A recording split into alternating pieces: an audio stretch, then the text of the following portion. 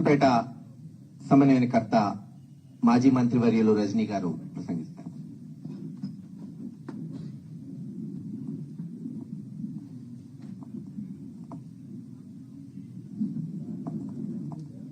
Thank you Mahesh అన్న. అందరికీ నమస్కారం.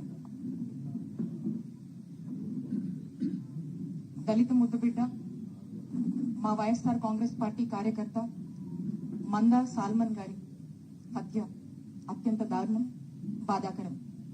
ఆ కుటుంబానికి మా ప్రగాఢ సానుభూతి తెలియజేస్తున్నాం. మందా సాల్మన్ హత్య చూసినట్టయితే ఇది ప్రభుత్వ నిర్లక్ష్యంతో జరిగినటువంటి హత్యగా భావించాల్సినటువంటి అవసరం ఉంది. ఎందుకంటే ప్రజల ప్రాణాలంటే ఈ కూటమి ప్రభుత్వానికి, చంద్రబాబు నాయుడు గారికి లెక్కే లేదు. ఈ రాష్ట్రంలో రెడ్ బుక్ పాలనలో రాష్ట్ర వ్యాప్తంగా కూడా రక్తపాతం నెలకొంది. లా అండ్ ఆర్డర్ పూర్తిగా ఫెయిల్ అయింది. చట్టం అధికార పార్టీ చుట్టంలా వ్యవహరిస్తోంది. ఈ మందా సాల్మన్ హత్య మనం చూసాం. పిన్నెలి గ్రామంలో దాదాపు 300 కుటుంబాలు బయట ఉండి ఈ పార్టీ అధికారంలోకి వచ్చాక నానా ఇబ్బందులు పడుతుంటే తన భార్యకు బాగలేదని చూసుకుందామని వచ్చినటువంటి సాల్మన్ ని దారుణంగా అక్కడున్నటువంటి తెలుగుదేశం గుండాలు కొట్టి చంపారు. మరి ఇప్పటికి కూడా చంద్రబాబు నాయుడు గారు గాని, కూటమి ప్రభుత్వం గాని ఇంత కూడా స్పందించలేదంటే ఒకసారి ఆలోచించండి. రాష్ట్రంలో ఎలాంటి పరిస్థితులు నెలకొన్నాయి, వైఎస్ఆర్ కాంగ్రెస్ పార్టీ వాళ్ళని ఏ విధంగా చూస్తున్నారు, సామాన్య ప్రజలకు న్యాయం లేదు అని స్పష్టమవుతా ఉంది. తెలుగుదేశం అధికారంలోకి వచ్చిన దగ్గర నుంచి చంద్రబాబు నాయుడు గారి నాయకత్వంలో మనం చూస్తా ఉన్నాం. రాష్ట్రంలో సెలెక్టివ్ గా పాలన నడిపిస్తున్నారు, సెలెక్టివ్ గా న్యాయం చేస్తున్నారు. వైఎస్ఆర్ కాంగ్రెస్ పార్టీ వాళ్ళకంటే ఒకలాగా, తెలుగుదేశం పార్టీ వాళ్ళకంటే ఒకలాగా.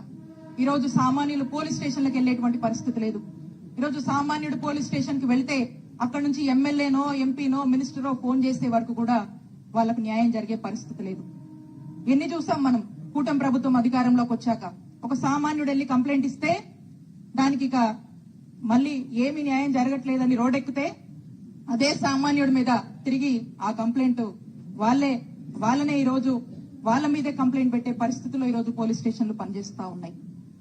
పోలీసులు పూర్తిగా బాధ్యత తీసుకుని లా అండ్ ఆర్డర్ కాపాడి పిన్నెల్లి లాంటి గ్రామానికి ఈ రోజు ఒక భరోసానిచ్చి ఆ గ్రామస్తుల్ని గ్రామంలోకి వచ్చి మరి వాళ్ళు జీవనం కొనసాగిస్తే అండగా ఉండాల్సినటువంటి పోలీసులు ఈ రోజు అదే పోలీసులు ఎందుకు వస్తున్నారు, ఎవడు రమ్మన్నాడు, పరిస్థితులు మీకు తెలుసు కదా, వచ్చి అంత న్యూసెన్స్ ఏంటి అని పోలీసులు ఈ రోజు గ్రామాల్లో ఉన్నట్టు వైఎస్ఆర్ కాంగ్రెస్ పార్టీ నాయకుల్ని, కార్యకర్తల్ని బెదిరించి పరిస్థితి మీకు తెలుసు కదా అని మళ్ళా మనల్ని బెదరగొట్టేటువంటి ప్రయత్నాలు పల్నాడు జిల్లాలో జరుగుతున్నాయి.